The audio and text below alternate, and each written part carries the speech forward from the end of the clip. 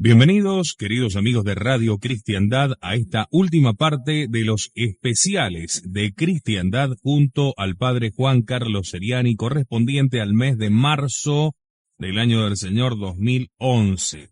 Querido Padre, muchas gracias por estar con nosotros, bienvenido. Bienvenido, muchas gracias a mí. Bueno, estoy muy contento. Bueno, me alegro, Padre, me alegro. Me imagino que... Realmente para mí ha sido fructuoso y al mismo tiempo, diríamos, motivo de alegría estos especiales de estos últimos días. Bueno. Más para nosotros también. Más el acercamiento, la llegada de nuevos feligreses que han podido ayer participar de la Santa Misa y no el miércoles pues se confundieron de casa. Que si no también el miércoles hubiesen estado en la Santa Misa. Se confunde, ¿qué? Ya me imagino. Pero bueno, forma parte de la actualidad. Exactamente. Don Luis Ricardo Manzano, buenos días. Buenos días, padre, buenos días a la audiencia. La cuestión judía.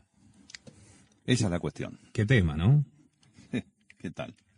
Me parece que además es un tema que no debe abundar en los medios de comunicación hoy por hoy.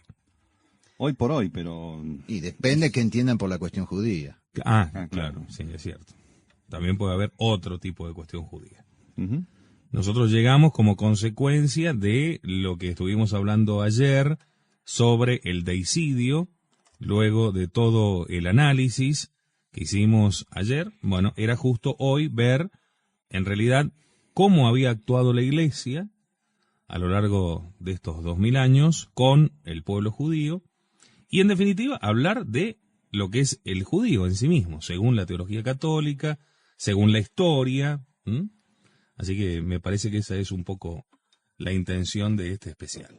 Sí, incluso a los propios judíos o a ciertos propios judíos, yo creo que les va a sorprender muchas de las cosas que tanto el padre Membiel como el padre Castellani han dicho sobre este pueblo. Pero bueno, ya veremos cómo se va desarrollando y espero que quede claro para todos los oyentes, eventualmente los lectores después, este pequeño ensayo hecho en base sobre todo a libros, a trabajos, ensayos del padre Castellani, pero también una buena parte lo extraemos del famoso libro, del buenísimo libro del padre Membiel, El judío en el misterio de la historia, que el título original era Los judíos en el misterio de la historia, luego pasó El judío en el misterio, y ahora es directamente El judío. No sé por qué tantos cambios de título cuando el primero era el más suficiente, claro, y acertado. Y el más acertado. Pero bueno. Muy bien. Comencemos entonces hablando de el judío según la teología católica. Claro, antes de llegar a la cuestión judía, bueno, hay que hablar del judío. Claro. Y cómo lo ve la teología católica, es decir, cómo se ve a la luz de la revelación y de la elaboración teológica hecha por los santos padres y por los autores católicos. Entonces, esta cuestión judía debemos comenzarla por situar bien qué es lo que la Iglesia ha desarrollado como teología a partir de la revelación sobre este pueblo.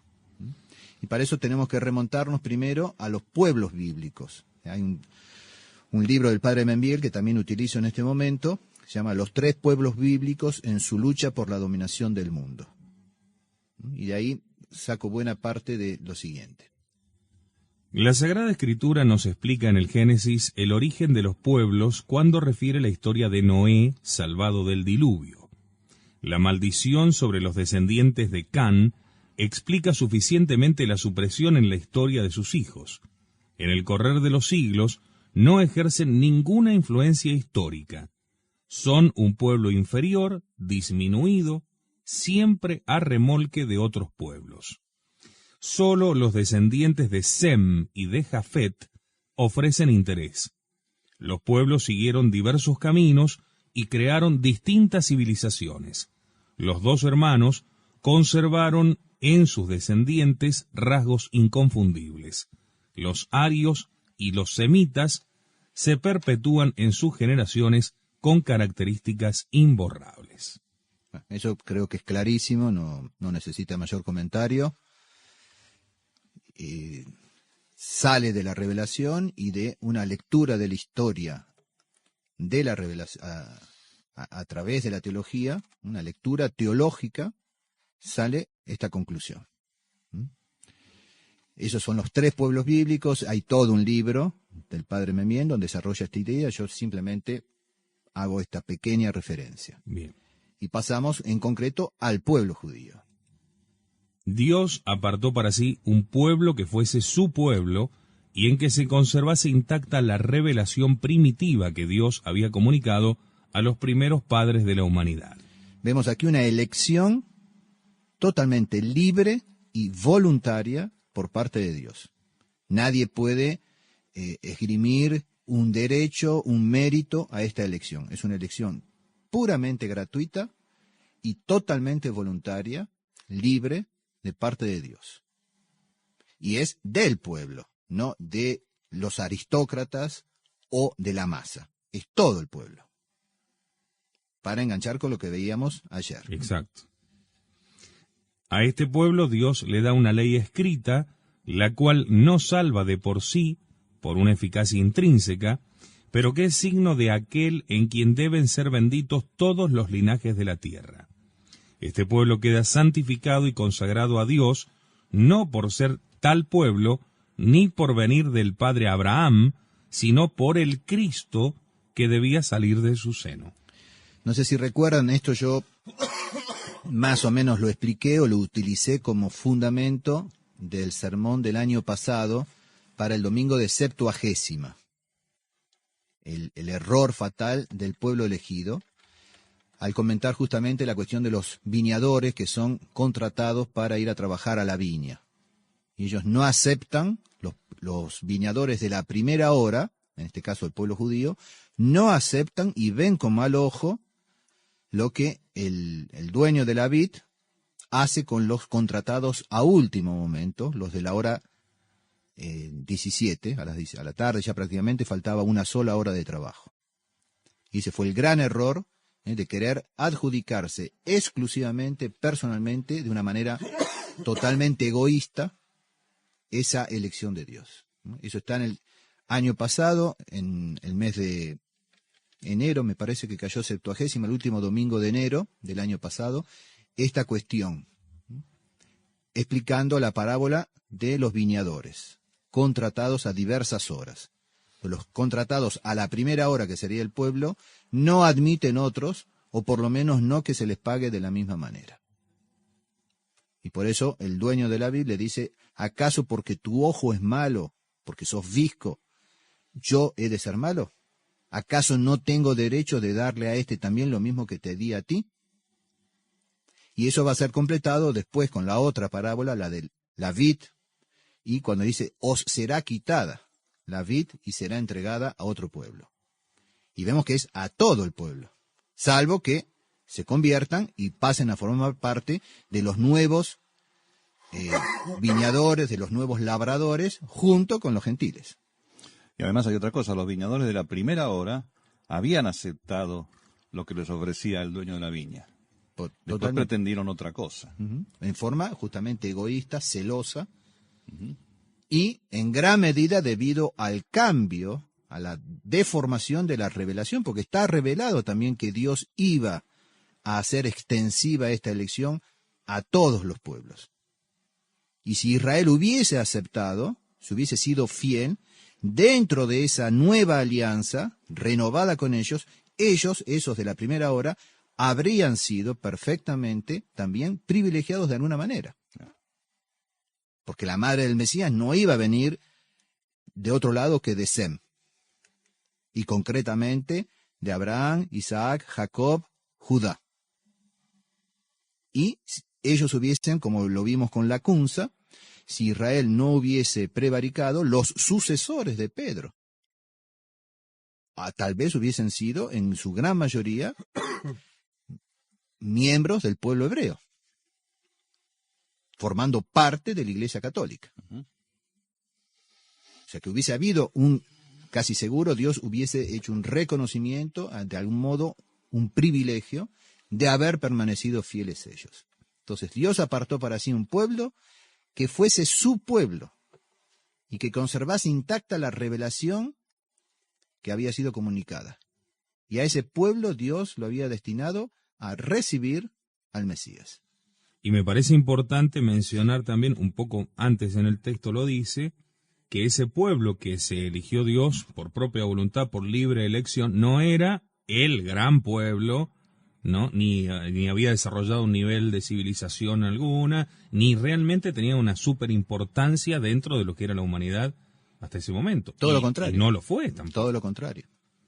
Lo mismo que los primeros discípulos que tomó nuestro Señor, San Pablo es categórico, escribiendo a los Corintios, Dios ha elegido la resaca del mundo para confundir justamente la sabiduría orgullosa del mundo. Dios ha elegido a los necios, a los pobres, para confundir la grandeza. Y eso es lo que no ha entendido el pueblo de Israel. Porque si no, claro, a primera vista, al leer esto que usted marca aquí, son un pueblo inferior, disminuido, siempre a remolque de otros pueblos, parecería negarles. No, pero ahí se refiere al pueblo de Can, a la descendencia de Can. Ah, no, eso es la descendencia de Can, ojo. Está bien. Eso es la descendencia de Can. Pero de todos modos va a venir eso también, más abajo en el texto está, de que ese pueblo elegido por Dios es pequeño en comparación de los otros. Y en cierto modo también disminuido. Y es por eso que Dios elige lo flaco para justamente contrarrestar la opulencia, la magnificencia y demás. Y hacer ver que todo, absolutamente todo, depende de Dios y no del hombre. En cuanto el hombre quiere tomar él una participación, aunque más no fuese por pequeña que sea, independientemente de Dios, y cae en el pecado de Lucifer. Y por eso nuestro Señor bien los va a llamar. Vuestro padre es el diablo. Y hay que entender qué quiere decir vuestro padre es el diablo. Porque de la misma manera que el diablo dijo, no serviré, no quiero servir, quiero hacer mi capricho, lo han hecho ustedes. Etcétera. Y eso, hasta hoy, sigue hasta así. Hoy, a las 10:50, Sigue no ha tal cambiado cual. absolutamente nada. Sigue El así. mismo Cristo vino también de forma indigente, ¿no? Totalmente. No rodeado de magnificencia ni de poder temporal. Por lo tanto, Dios se aparta para sí un pueblo para que fuese su pueblo y que conservase intacta la revelación primitiva que Dios había comunicado a los primeros padres de la humanidad. Es decir, Adán y Eva, que se fue transmitiendo. Viene el diluvio, de todos modos, de los descendientes de Noé, se elige a Sem, y dentro de Sem se elige una tribu, etc. Misterio. No, es misterio, como por eso es teológico. Como lo que decíamos ayer de Esaú y Jacob, ¿no? Antes de que hubieran nacido, antes de que hubieran hecho ni bien ni mal. Y ahí viene perfectamente la respuesta de San Agustín, porque surge el interrogante, pero ¿cómo es esto? ¿Cómo puede ser que sea esto así? ¿Cómo Dios ha hecho esto? Y San Agustín dice, si non vis errare, nolite scrutare. Si no te quieres equivocar, no escrutes, no investigues. Dios lo hizo, y si no lo entiendo, que puede ser que no lo entendamos, está bien hecho, porque Dios es infinitamente sabio, infinitamente bueno, Dios es la bondad, Dios es la sabiduría, y lo que hace Dios está bien hecho.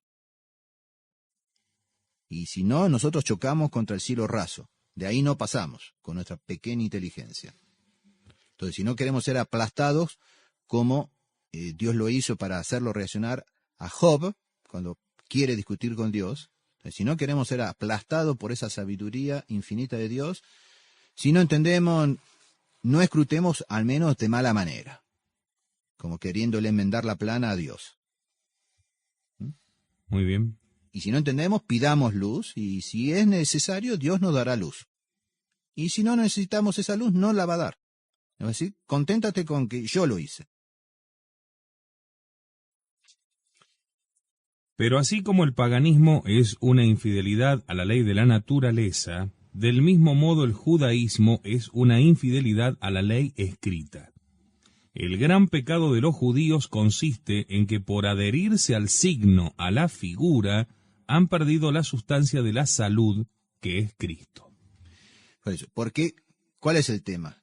Este pueblo queda santificado y consagrado a Dios por ser tal pueblo. No por venir del padre Abraham, por el Cristo, sino que es el Cristo quien santifica a este pueblo. Es lo mismo que les va a decir nuestro Señor cuando está la cuestión de los juramentos y de los votos. Dice, vosotros juráis por el templo y no juráis por el altar. Dice, ¿qué es más importante, el templo o el altar? Todo ello es el templo, que incluso en el Antiguo Testamento lo tienen. Hay una de las expresiones del Antiguo Testamento en uno de los profetas que dicen el templo, o somos hijos de Abraham, somos hijos de Abraham, somos hijos de Abraham. Y no. Nuestro Señor Jesucristo no es glorificado porque venga de este pueblo, sino que este pueblo recibe todo el honor porque es el Cristo quien lo honra. Eso lo va a decir muy bien el padre Castellani, el padre Membiel, dentro de unos párrafos. Pero veamos eso, el paganismo fue infiel a la ley de la naturaleza. Porque Dios elige un pueblo, el pueblo hebreo, a los otros los deja en la ignorancia, por así decir, en el aspecto religioso. Pero les queda la ley natural. Y si los paganos hubiesen sido fieles a la ley natural, en cuanto pueblo pagano, se hubiese salvado. Aquellos que pertenecían a los pueblos paganos y fueron fieles a la ley natural, son santos. Tenemos el caso de Job, un libro de la Sagrada Escritura consagrado a una persona que no era del pueblo elegido, era de tierra de Uz.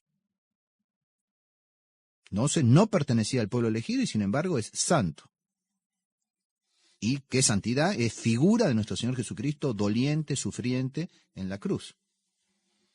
Entonces, los paganos fueron infieles. Lean el primer capítulo del Epístola de San Pablo a los Romanos, que ya lo hemos comentado a propósito del matrimonio entre homosexuales. O sea, lo que dice San Pablo sobre los homosexuales.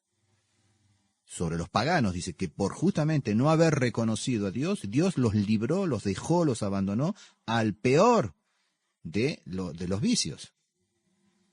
Eso está en el primer capítulo de San Pablo a los Romanos. Entonces, los paganos fueron infieles a la ley natural, del mismo modo el judaísmo es infiel a la ley escrita.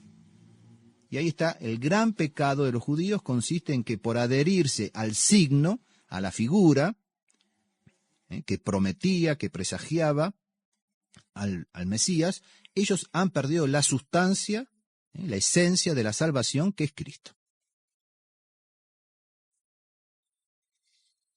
El primer carácter distintivo del pueblo judío después que Cristo vino al mundo es su anticristianismo. Odian a Cristo como a un traidor salido de su raza. Le odian porque consideran que les ha decepcionado. No cumplió, no completó sus anhelos, sus deseos, y entonces lo rechazaron. Lo rechazan. Eso sigue. Sigue actualmente, como hemos visto ayer, en la medida que, en virtud de la ley, siguen rechazando al Mesías, siguen siendo deicidas. Claro. Pero esto ¿por qué? Porque habían tergiversado la Escritura. Nuestro Señor se los dice a los fariseos. Leed a Moisés. Moisés habla de mí. Habla de mí. Y lo quieren apedrear solamente porque les dice que Moisés habla de él. Lo mismo, Abraham deseó ver mis días, lo vio y se llenó de gozo. ¿Acaso no tienes ni siquiera 50 años y has visto a Abraham? Antes que Abraham existiese, yo soy. Y ahí buscan piedras de nuevo. 3 veces por lo menos quisieron apedrearlo y otras 2 desbarrancarlo. Entonces, el primer carácter es su anticristianismo. Un odio visceral mientras no haya conversión. El segundo carácter distintivo es su ambición por dominar el mundo. Ha invertido el mesianismo, el pueblo judío, y quiere que las promesas que le fueron hechas y que él ha entendido siempre en un sentido carnal, logren cumplimiento. Y entonces esa dominación del mundo. Lo he dicho el año pasado en el sermón del primer domingo de Cuaresma, lo dice el padre Castellani esto, que las 3 tentaciones que el demonio hace en el desierto a nuestro Señor son exactamente lo que los judíos esperaban y que el anticristo les va a proporcionar. Pan, gratuitamente, con todo lo que implica la palabra pan, ¿no es cierto?, la subsistencia milagrosa, la vanidad, la gloria, la pompa del mundo, y después el poder. Ellos esperaban un Mesías así, que distribuyese pan en cajas o sin cajas, que colmase la vanagloria, el orgullo personal de cada uno y definitivamente el poder sobre todo el mundo. Así que ese es el segundo carácter distintivo, una ambición por dominar el mundo. Y hoy hay todo un movimiento por la dominación del mundo. Y eso que Dios promete que va a realizarse por Cristo, a través de Cristo, al fin de los tiempos, de una manera definitiva en Cristo y por Cristo, ellos quieren lograrlo antes, por sus propias fuerzas, contra el plan divino, en contra del plan divino.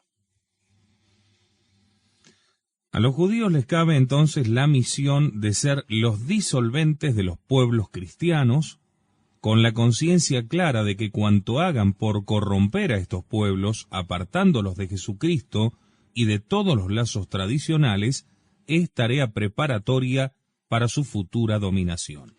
¿En qué piensan cuando leen esto? En el Vaticano II. No, antes de llegar a eso es demasiado fino. Ah. Los boliches, los prostíbulos. Sí. Padre Miel decía, el pecado capital del judío es la angurria, la avaricia, el dinero. El pecado capital de los católicos es la carne. Entonces los judíos con dinero montan prostíbulos para prostituir a los pueblos cristianos. Y hoy en día tienen prostituida a toda la juventud en los boliches. Que a la larga, detrás de todo ese dinero, a la larga, sabemos en manos de quién está.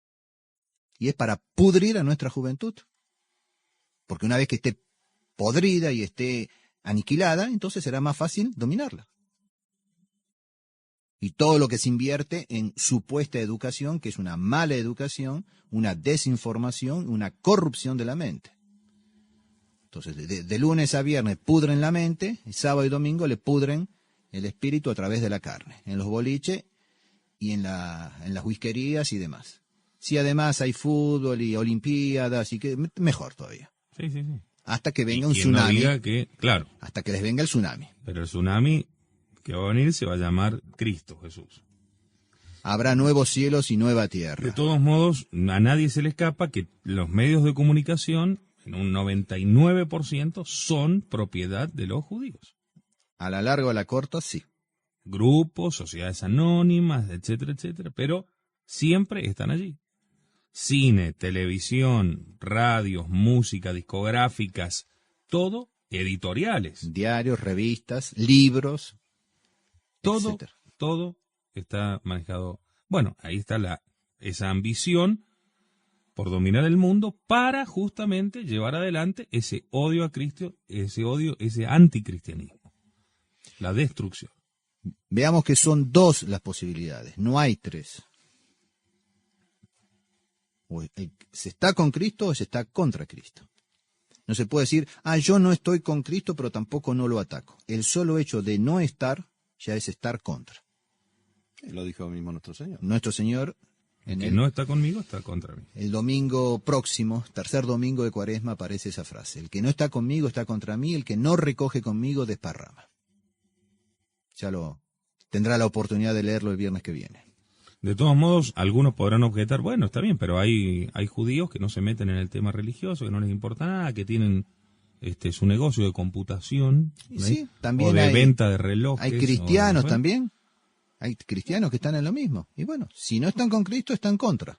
Y si mueren en ese estado, pues, por muy bautizados que estén, por muchas limosnas que hayan hecho a tal o cual institución, si no estaban con Cristo, si no mueren unidos a Cristo, es condenación eterna. Pero acá ya hay algo más profundo con el pueblo, porque era el pueblo escogido. Dios había hecho su pueblo. El judío es un pueblo que obra el mal a sabiendas y a conciencia para destruir la obra de Cristo y entronizar al anticristo. Es el pueblo ejecutor de los planes del diablo sobre el mundo. Pueblos judaicos son hoy aquellos que han caído bajo la dominación de los judíos. Eso rápidamente, entonces, para el tema del pueblo judío en general. Por supuesto que podemos hablar horas y horas, sí. pero yo quiero llegar a otra cosa, que es justamente cómo se ha comportado, cómo debe comportarse la verdadera iglesia respecto de este problema, que ya lo vamos planteando.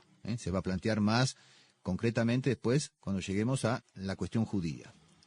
Pero previamente tenemos que ver, entonces, también tenemos que ser justos, grandeza y miserias del pueblo judío. El judío no es como los demás pueblos.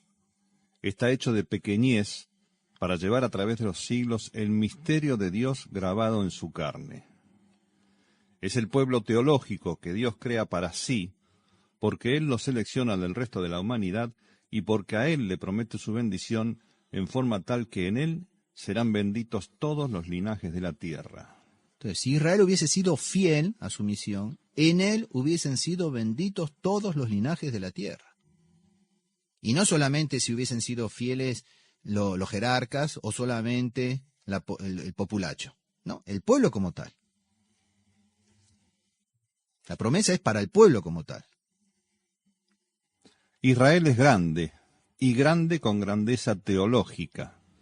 Pero esta grandeza de Israel estriba en la fe que tiene Abraham en la promesa de Dios y no en su descendencia puramente carnal. Ayer lo vimos con San Pablo escribiendo los Gálatas. El pueblo judío es el linaje santificado para significar y traernos en su carne al esperado de las naciones. Es Cristo quien santifica al linaje judío y no el linaje judío quien santifica a Cristo. Ahí está todo. Quien entendió esa frase, entendió todo el problema. Quien no entiende o no acepta esta frase, y bueno, ahí está todo el problema, en un sentido o en otro. Ustedes son grandes, fueron hechos grandes por Dios para que allí naciera el Cristo. Y son grandes a causa de esto, no por ustedes. No por ustedes nació el Cristo, o desde ustedes, como generándolo ustedes, sino que ustedes fueron preparados y fueron hechos grandes para que naciera Cristo. Y es que era un pueblo con pequeñez, y la grandeza le viene de Cristo. De los judíos viene la salud, pero la salud incluso para los judíos. La salvación no son los judíos ni es su padre Abraham, la salvación es Cristo. Lo que salva es la unión espiritual por la fe en Cristo. Todos los que se unen con Cristo forman la descendencia bienaventurada de Abraham y de los patriarcas y son el objeto de las divinas promesas. El pueblo judío puede lograr su salvación asemejándose a Abraham en la fe, creyendo en Cristo. Ay de este pueblo forjado y santificado para traer la salud si cree que su carne es la salud. Entonces, en nombre de su carne, crucificará a aquel que constituía su grandeza, y entonces este pueblo, hecho grande por aquel que sale de su linaje, se trocará en miserable por el rechazo voluntario que hará de Cristo. Esto es la misma cosa dicha de distinta manera, profundizando, es repetir, pero es exactamente el meollo de la cuestión. Este linaje escogido siempre tendrá superioridad sobre los otros linajes de la tierra. Si acepta al Cristo será lo principal, lo mejor de la Iglesia. Si rechaza al Cristo será también lo principal, lo peor en el reino de la iniquidad.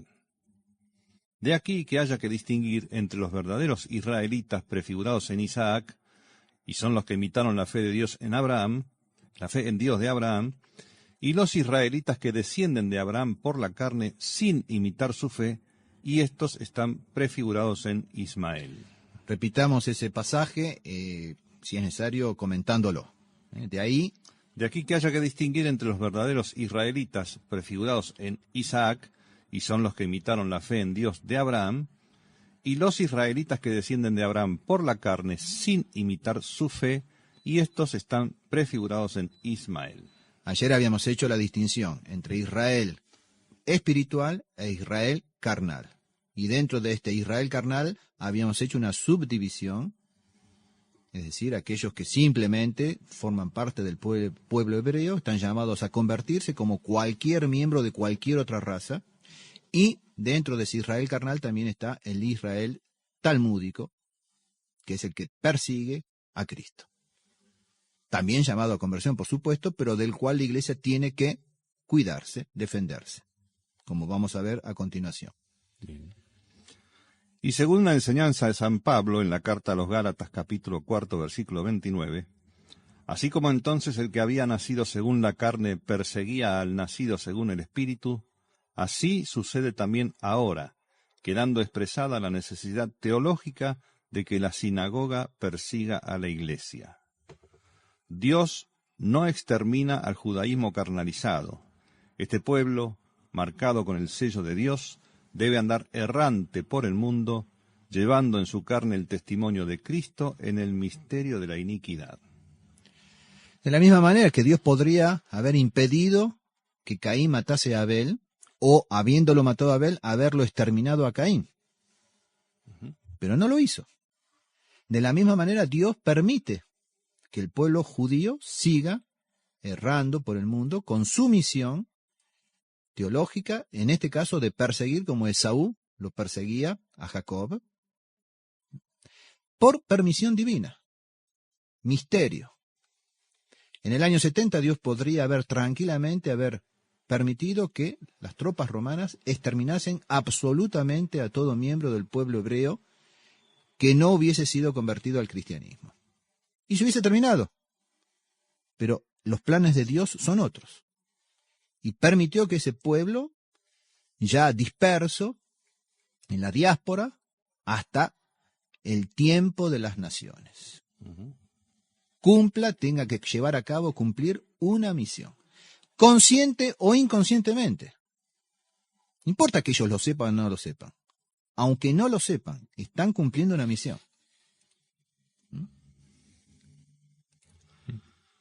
Entonces hay una serie de conclusiones teológicas a las cuales llega el padre Membiel. Esto está en el libro del padre Membiel. Existe una superioridad y preeminencia del judío sobre el gentil. Pero la superioridad que Dios ha adjudicado al judío le viene de la fe y no de la carne. Esto, por supuesto, tiene su asiento en la Sagrada Escritura. Si quieren, vamos dando las citas para aquellos que gustan que les digamos las citas y buscarlas y sacar provecho de ellas.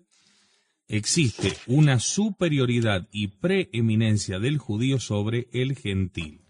Encontramos varios textos en la carta de San Pablo a los Romanos, capítulo 2, versículo 9 al 10, capítulo 3, versículos 1 y 2, capítulo 11, versículos 28 y 29. Entonces el primero lo tenemos en Romanos, capítulo 2, versículos 9 y 10. Dice así: tribulación y angustia para toda alma humana que obra el mal, primero para el judío y también para el griego. Repita, entonces. Tribulación y angustia para toda alma humana que obra el mal, primero para el judío, o sea, principalmente para el judío, y también para el griego. Pero gloria y honra y paz para aquel que obra el bien, primero para el judío y también para el griego. Entonces, primera conclusión teológica, apoyada en esta cita: existe una superioridad y preeminencia del judío sobre el gentil, tanto para el bien como para el mal, no solamente para el bien. Entonces sería injusto querer atribuirse la preeminencia en el bien y no en el mal. Entonces, la preeminencia es en un sentido o en el otro. Entonces, ese texto de San Pablo a los romanos es clarísimo. Luego, en el capítulo 3 de esa misma carta de San Pablo a los romanos, versículos 1 y 2. ¿Qué ventaja tiene, pues, el judío? ¿O qué aprovecha la circuncisión?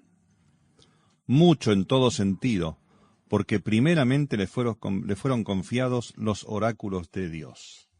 Una vez más, muestra San Pablo la preeminencia. Y por último, en el capítulo 11 de San Pablo a los romanos siempre, versículos 28 y 29. ¿Qué dicen?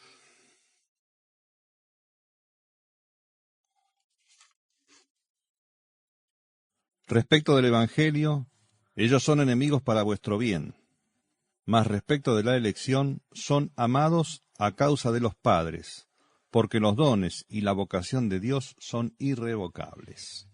Ahora, ¿qué hacemos con alguien que visitando una sinagoga hace un discurso citando ese texto de San Pablo, pero cita la segunda parte, el versículo 29, sin citar el 28? Leamos solamente el versículo 29. Porque los dones y la vocación de Dios son irrevocables.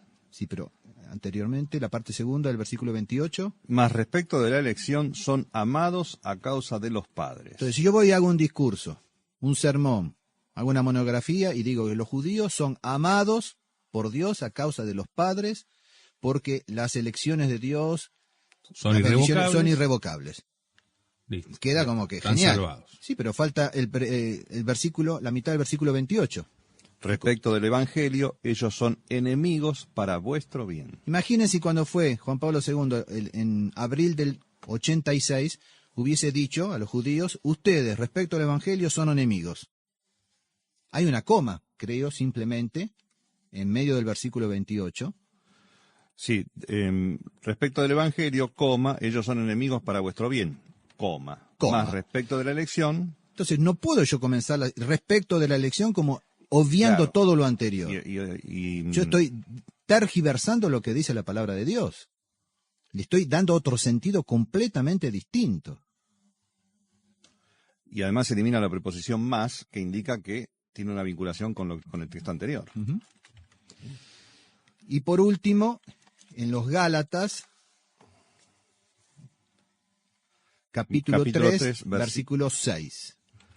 Porque está escrito, Abraham creyó a Dios y le fue imputado a justicia. Entonces esa es la superioridad de la preeminencia del judío sobre el gentil, pero porque Dios le ha adjudicado al pueblo judío esa preeminencia que le viene de la fe y no de la carne. El pueblo judío, cuyo destino fue traernos a Cristo, tropezó con Cristo, dice el padre Castellani. Es decir, que nuestro Señor realmente fue el signo de contradicción, tal como el anciano Simeón había dicho al tenerlo en sus manos en el templo, 40 días después: este está puesto como signo de contradicción. Y fue piedra de tropiezo, como se lo dice nuestro Señor, como lo dice San Pablo, como viene del Antiguo Testamento, porque esa cita viene de Isaías. Será esta piedra que para muchos será ocasión de caída, pero para muchos será la piedra, el fundamento sobre el cual edificarán. Eso está en la Sagrada Escritura, tanto en el Antiguo Testamento como en el Nuevo. Y en el Nuevo está en el Evangelio, está en las cartas de San Pablo, de San Pedro. Es clarísimo, está también en los Hechos de los Apóstoles. Entonces, ese pueblo cuyo destino fue traernos a Cristo, tropezó con Cristo. La expresión es terrible. Tropezó con Cristo. Ahora, la culpa no es de la piedra, Cristo, en la cual tropieza, sino es del pueblo que no quiere edificar sobre esa piedra. Viéndolo a nuestro Señor, no quiere edificar sobre él y tropieza. Acuérdense, lo hemos visto el año pasado también con la cunza. Hay dos posibilidades con la piedra: el ir y chocar contra ella, que es lo que ha hecho el pueblo judío, y falta la segunda parte. Cuando la piedra cae, va a caer sobre ellos. Y en ambos casos quedan desmenuzados. Entonces, el pueblo judío tropezó con Cristo. Hay un gran misterio con respecto a los judíos, y es que parte de ese pueblo ha sido reprobado para que pudieran ser salvos los pueblos gentiles. Hay parte de ese pueblo que ha sido reprobado, porque hay otra parte que, aceptando al Mesías, constituye el núcleo primigenio de la iglesia. Claro. Entonces, hay parte. Entonces, me gustaría saber cuál es la posición de Benedicto XVI, Joseph Ratzinger, en ese mismo libro o en otro que escribirá, sobre la parte de Israel que fue elegida para formar parte del núcleo primigenio de la iglesia. Él dice que es todo, que es una parte. ¿Qué es lo que dice? Aquí vemos la contrapartida. Entonces, tropezó con Cristo. Hay un gran misterio con respecto a los judíos, y es que parte de ese pueblo ha sido reprobado para que pudieran ser salvos los pueblos gentiles. Es todo el tema de los capítulos 9, 10 y 11, que habría que leer in extenso, capítulos 9, 10 y 11 de San Pablo escribiendo a los romanos, y que ya viene del profeta Isaías en gran parte, pero también del profeta Jeremías y del profeta Ezequiel, del profeta Daniel, que se van iluminando esos textos con los textos del Nuevo Testamento. Pero veamos que nuestro Señor más de una vez confunde a los fariseos con las palabras mismas del Antiguo Testamento. Claro. Bien utilizadas. Y pensemos a cuántos profetas mataron porque no soportaban lo que les estaban diciendo. Y es así que nuestro Señor dice, y caerá sobre vosotros toda la sangre, desde el justo Abel, eso que estaba negando ayer Ratzinger, desde el justo Abel hasta el último que habéis matado en el templo, entre el altar y el muro. Y preanunciando, profetizando lo que harían con sus apóstoles y con sus discípulos. Después de Cristo no hay para los descendientes de Abraham sino dos caminos, o ser cristianos o ser judíos. El que a sabiendas no se convierte sinceramente al cristianismo es judío con todas las perversidades satánicas de la raza estigmatizada. La segunda conclusión teológica. El judaísmo es un enemigo declarado y activo de todos los pueblos en general y de modo especial de los pueblos cristianos.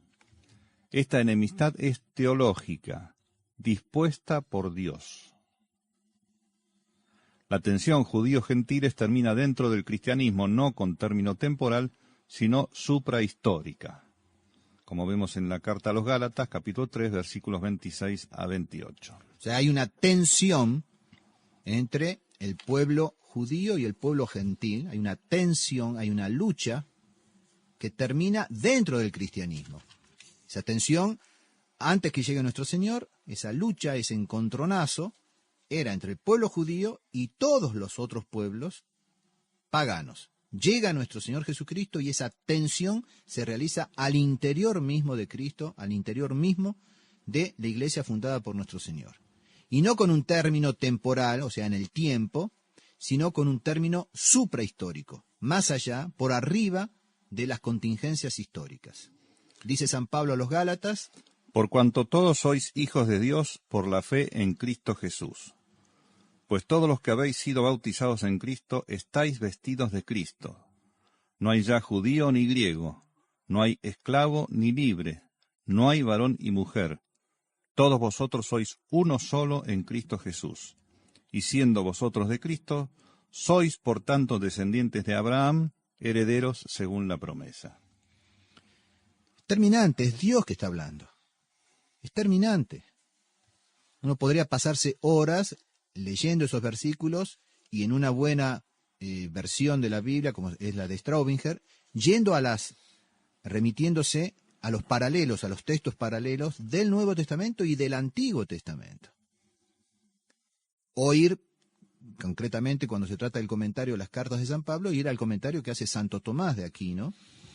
En este caso sería el comentario de Santo Tomás a la carta de San Pablo, que explica magistralmente qué significa esto. Pero ya de por sí es suficientemente claro. Sí. En Cristo no hay judío, no hay gentil. Se acabó todo conflicto, toda tensión.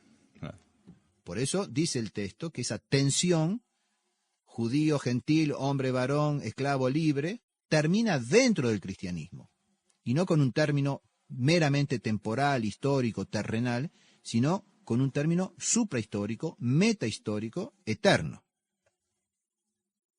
Yo más de una vez, discutiendo no solamente el tema de la cuestión judía, sino la cuestión del ecumenismo y demás, utilizo una frase, una expresión que hoy por hoy escandaliza incluso a los propios católicos de misa diaria. En el cielo no hay más que católicos. Sí. Eso escandaliza hoy. Es tanto el mal que ha hecho el ecumenismo del Concilio Vaticano II, que católicos de misa diaria, de comunión diaria, sacerdotes, se escandalizan cuando uno le dice en el cielo no hay más que católicos. Entonces yo no sé si el último judío que se acaba de morir hace 5 minutos se salvó o no se salvó. No lo sé. Pero si se salvó, no es judío, es católico. Eso es terminante. Y no todos los católicos están en el cielo. No todos los católicos Pero los que están en el cielo son católicos. son católicos. Por supuesto que no por el hecho de ser católicos se van a ir seguro al cielo. No. Y si no van al cielo, ya dejaron de ser católicos. Totalmente. Pero les queda el carácter de El cristiano bautismo, claro. para su humillación. Y los demonios no van a castigar de la misma manera el alma y después el cuerpo, donde vean el carácter de cristiano, de soldado de Cristo si han recibido la confirmación válidamente, de ministro de Cristo si es que han recibido el orden sagrado. No los van a castigar y no se van a burlar de ellos de la misma manera que de un simple pagano que murió sin el carácter del bautismo. Claro. Ojo. Capítulo 11 de la carta de San Pablo a los romanos. Ojo los católicos. Entonces esa tensión concluye al interior mismo del cristianismo. Tercera conclusión teológica. El mundo ha quedado entregado a dos fuerzas opuestas, la judía y la cristiana. Todo lo que no sea de Cristo y para Cristo se hace en favor del judaísmo. Repita, por favor. El mundo ha quedado entregado a dos fuerzas opuestas, la judía y la cristiana. Todo lo que no sea de Cristo y para Cristo se hace en favor del judaísmo. Es decir, que un cristiano, un católico, un sacerdote, un obispo, un papa, que haga algo que no sea de Cristo, que no sea para Cristo, que no sea con Cristo, desparrama y por lo tanto judaiza. Creo que soy claro, ¿no? Clarísimo. Pero es Cristo el que es claro ahí en eso. Lo dice, son sus palabras textuales.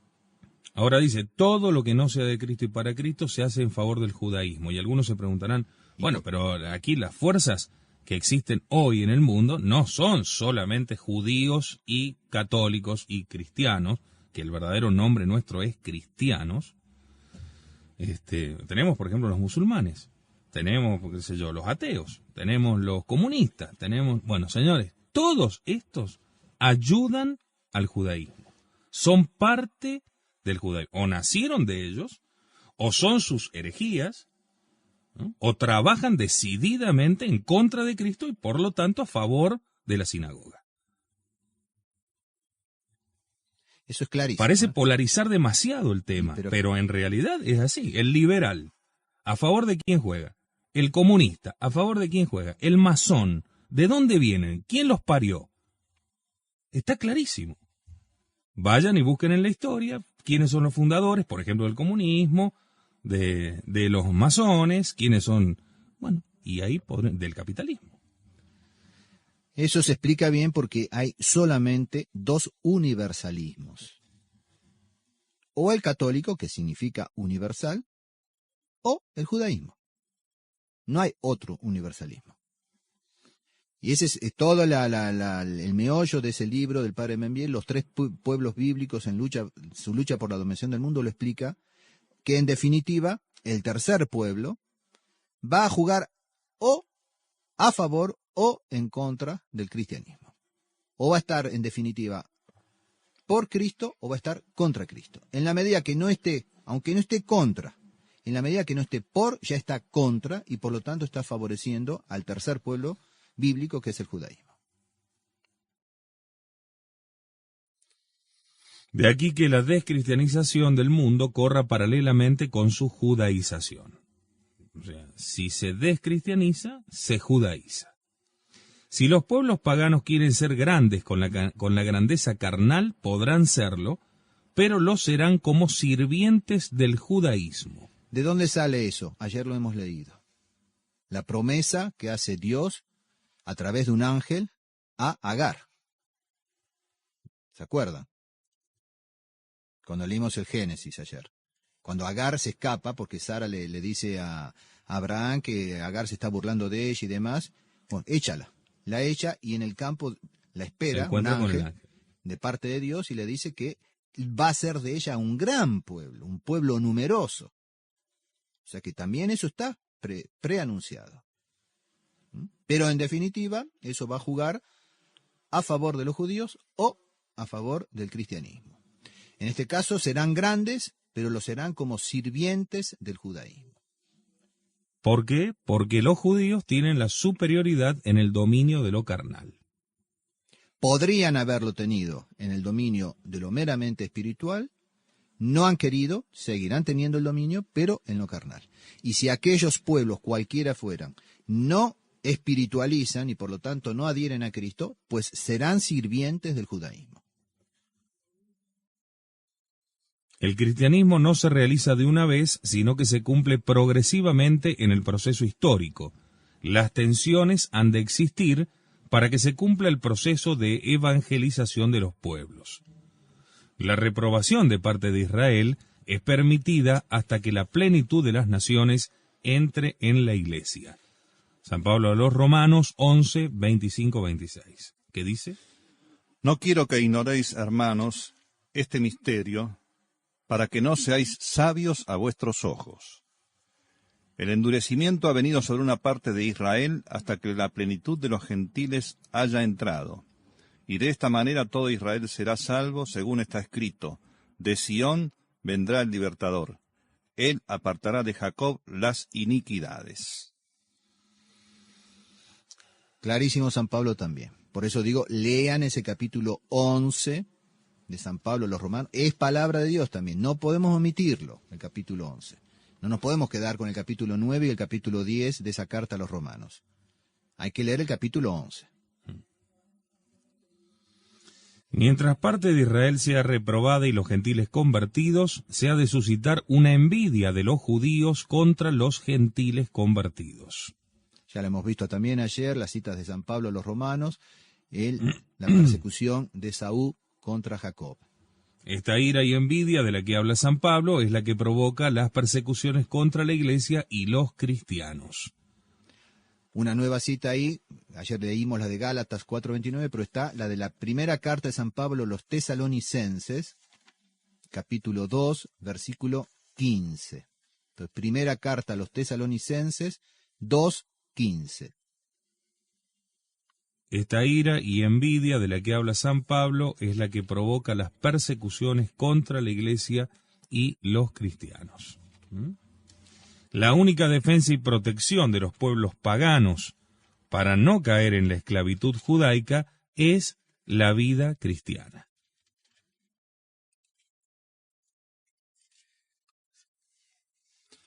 Quinta, ya volvemos con el pasaje ese conclusión teológica de 1 Tesalonicenses 2:15. Sí, el correo anda mal, por eso no llegan las cartas.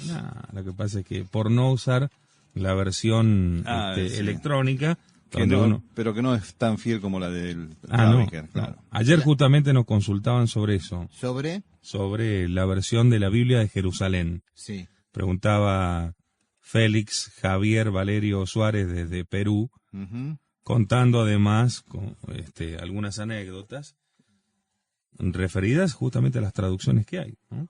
Y en la Biblia de Jerusalén, y ya no es. No es de fiar. No es de fiar. O sea, uno puede utilizar Depende qué tipo de trabajo esté haciendo, puede utilizar digamos como grueso, pero de todos modos siempre hay pequeños detalles que hay que salvar.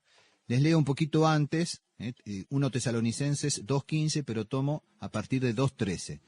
Por esto damos sin cesar gracias a Dios de que recibisteis la palabra divina que os predicamos, y la aceptasteis, no como palabra de hombre, ni tal cual es en verdad, sino tal cual es en verdad palabra de Dios, que en vosotros los que creéis es una energía, o sea, una fuerza, una virtud. Porque vosotros, hermanos, os habéis hecho imitadores de las iglesias de Dios que hay por Judea en Cristo Jesús, puesto que habéis padecido de parte de vuestros compatriotas las mismas cosas que ellos de los judíos, los cuales dieron muerte al Señor Jesús y a los profetas, y a nosotros nos persiguieron hasta afuera. No agradan a Dios, y están en contra, ¿qué dice San Pablo? Están en contra de todos los hombres. De todos los hombres, impidiéndonos hablar a los gentiles para que se salven. Esto no lo inventó ni el padre Membié, ni el padre Castellani, ni ningún antisemita. Es el Espíritu Santo que escribe a través de San Pablo. No agradan a Dios y están en contra de todos los hombres, impidiéndonos, ¿a quién? A los apóstoles, hablar a los gentiles para que se salven. Así están siempre colmando la medida de sus pecados, mas la ira los alcanzó hasta el colmo. Es terrible esa cita, es terrible. Entonces, cuando uno lee todas estas cosas, dice, pero ¿qué Biblia de Jerusalén? ¿Cuál es la Biblia que tiene Benito XVI? No, la de Jerusalén. Yo la estoy leyendo acá. Inclusive tiene palabras más fuertes.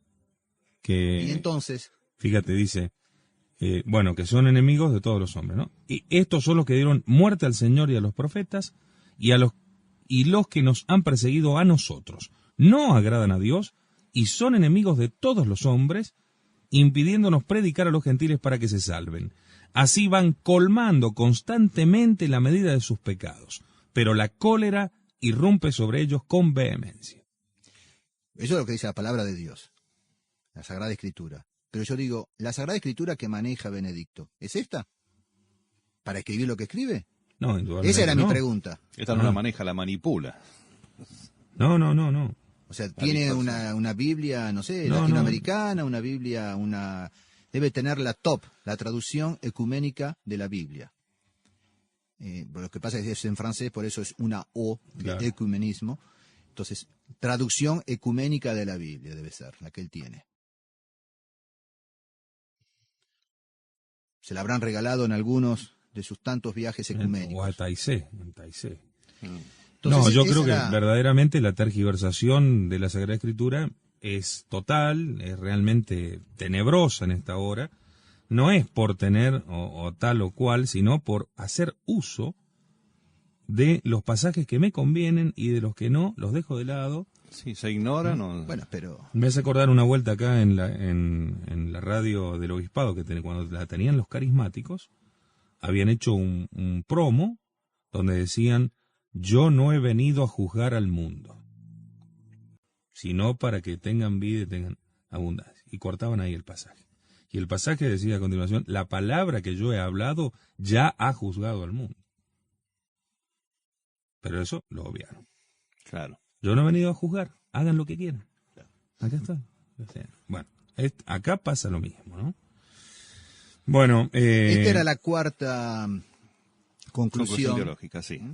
O sea que mientras parte de Israel sea reprobada y los gentiles convertidos, se ha de suscitar una envidia de los judíos contra los gentiles convertidos. Es lo que dice San Pablo con todas las letras, ahí en esa carta a los tesalonicenses.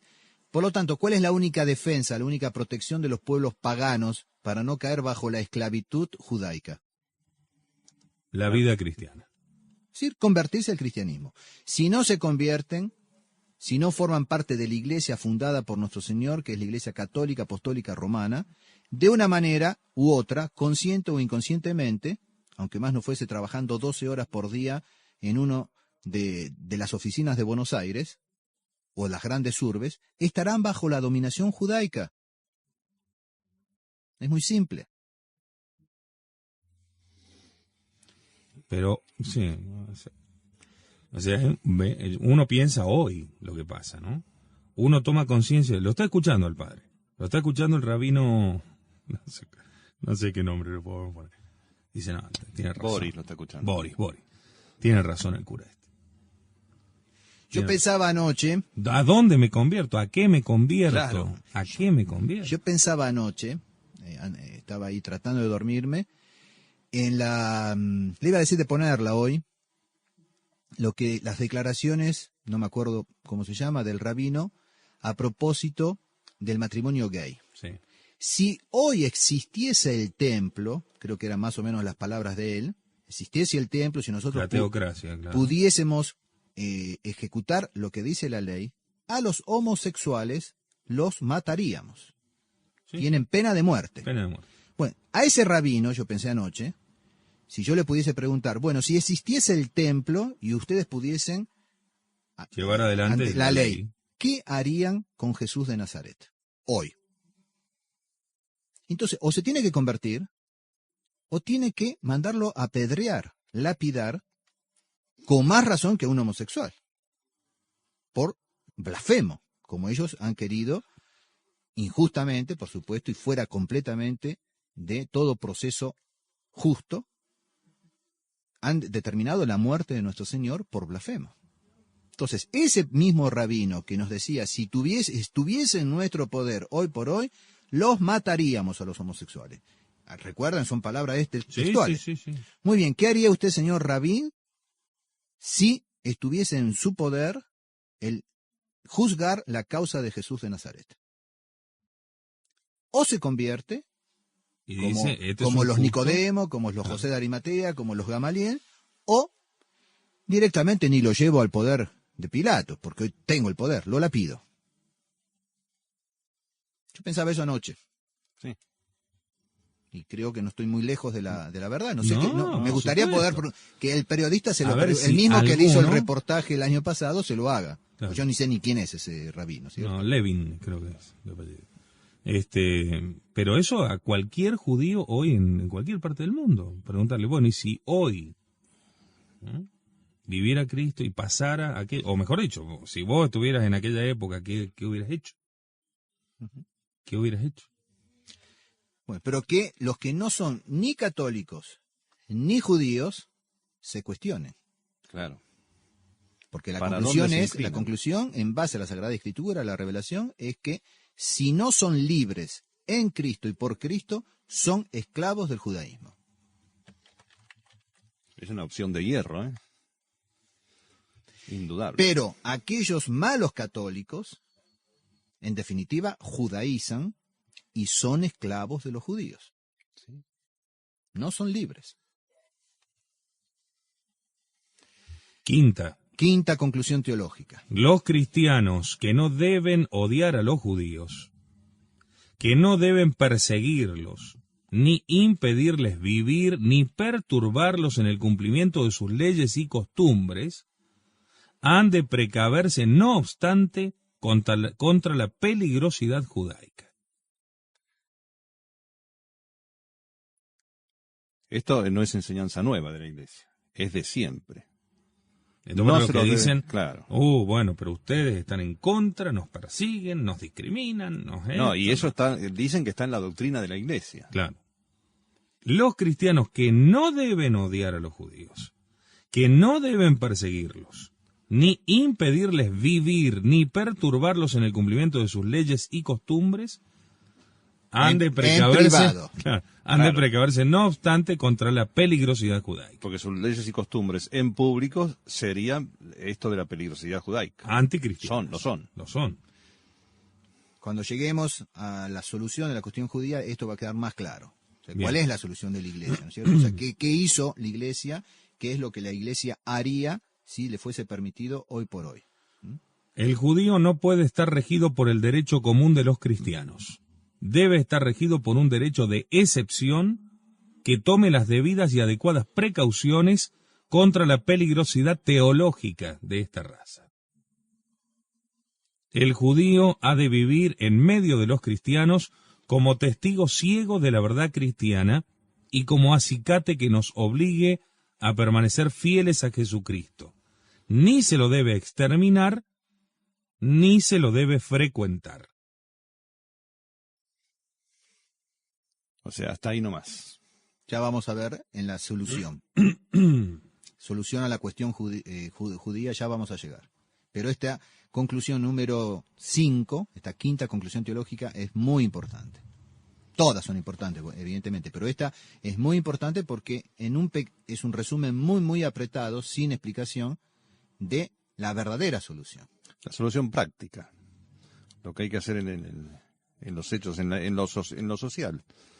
Pero la verdadera, porque hubo otras Sí. pretendidas soluciones que no han solucionado nada.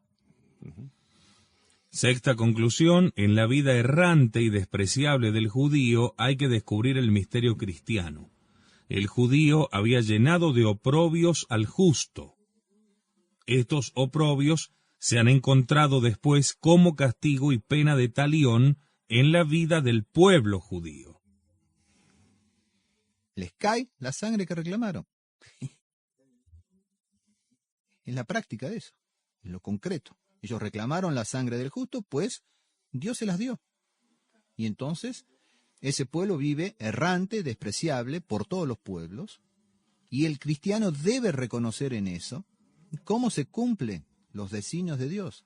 Mis pensamientos no son vuestros pensamientos, mis caminos no son vuestros caminos. Insisto, Dios podría haber hecho otra cosa, pero lo que hizo es lo mejor. No podemos dudar de eso. Lo perfecto. No sé si lo perfecto, lo mejor posible, porque Dios incluso podría haber hecho 1000 mundos mejores que este. Sin embargo, este es bueno. No es la perfección, porque si no, limitaríamos el poder de Dios y la sabiduría de Dios. Pero en cuanto a este caso concreto de la elección de un pueblo para transmitir su revelación y demás, con promesas inimaginables, pero condicionales, no absolutas, y al no cumplirse la condición, entonces se siguen las consecuencias, Dios podría haber hecho de otra manera. Es decir, así como eligió a los judíos, podría haber elegido a los árabes. O podría haber elegido a los egipcios. O a los tucumanos. No existían todavía los tucumanos, pero bueno, a los indios que poblaban las Américas. Claro. Y no lo hizo. Entonces, en esa vida errante y despreciable del judío hay que descubrir el misterio cristiano. Claro, si uno se queda ahí y dice, pero este leyó demasiado a Juan Pablo II o a Benedicto XVI. No. El judío había llenado de oprobios al justo, estos oprobios se han encontrado después como castigo y pena de talión en la vida del pueblo judío. Bueno, y ellos dicen, y esto nos lo provocaron ustedes, los cristianos. Y entonces cargan de culpas a la iglesia por esa vida despreciable, errante, llena de oprobios que han sufrido después de la muerte del Salvador. Y ni siquiera viviendo como han vivido, reconocen que esto no viene de los cristianos, sino que viene de Dios. ¿Qué es lo que ellos le pidieron a Dios? Claro, exactamente. Y que está anunciado en el Antiguo Testamento, bien leído y bien interpretado. ¿Y esto no es una demostración, acaso, de que aquella sangre que reclamaron cayera sobre ellos todo el pueblo, justamente se les ha dado lo que han pedido? Y es a todo el pueblo, no como dice hoy Benedicto XVI, o como decía ayer Juan Pablo II. Ahí está todo el tema. Ahí está todo el tema. Séptima conclusión. En el correr de la historia, a pesar de la reprobación de parte de Israel, algunos judíos serán salvados, lo vimos recién en la cita de la Epístola a los Romanos. Octava conclusión, también Israel se convertirá. Bueno, ahí está toda una playa de citas que no las vamos a leer. También Israel se convertirá. No es poco esto. No. Hay varias del Antiguo Testamento, Isaías, Jeremías, Ezequiel, Oseas, Malaquías, Y no están Salmos. todas. Y no están todas. Los judíos se convertirán al filo de la historia. Su conversión pondrá término al desarrollo de la historia.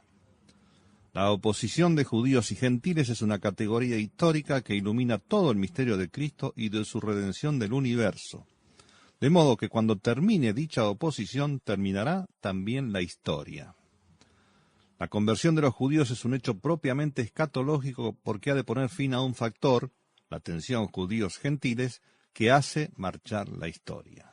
Hacia un punto determinado por Dios. Y todo converge hacia ese punto, según un plan divino. Última conclusión teológica, la 9ª. La historia marcha hacia la escatología en que habrá una perfecta unidad en Cristo, un solo pueblo, donde no hay judío ni gentil. En la iglesia, que es Cristo prolongado, termina toda división, de tal suerte que cuando esté la iglesia totalmente edificada, acabará también la historia. Esto va a lo que usted decía recién, en el cielo no hay nada más que católicos. Cuando estén todos los católicos en el cielo, se termina la historia. Exactamente. Bueno, y esta conversión de los judíos es interesante también verlo, justamente tomándolo desde esto que ha propuesto Benedicto XVI para confusión y pérdida del sentido cristiano y escriturístico y demás. Aquí justamente no hace falta ni se convertirán todos los judíos, sino una parte significativa, dando así cumplimiento a las Escrituras. Así como en aquellos fariseos que condenaron, escupieron, crucificaron a Cristo, estaba también todo el pueblo, aquí también para la salvación no tendrán necesidad de estar todo el pueblo convertido.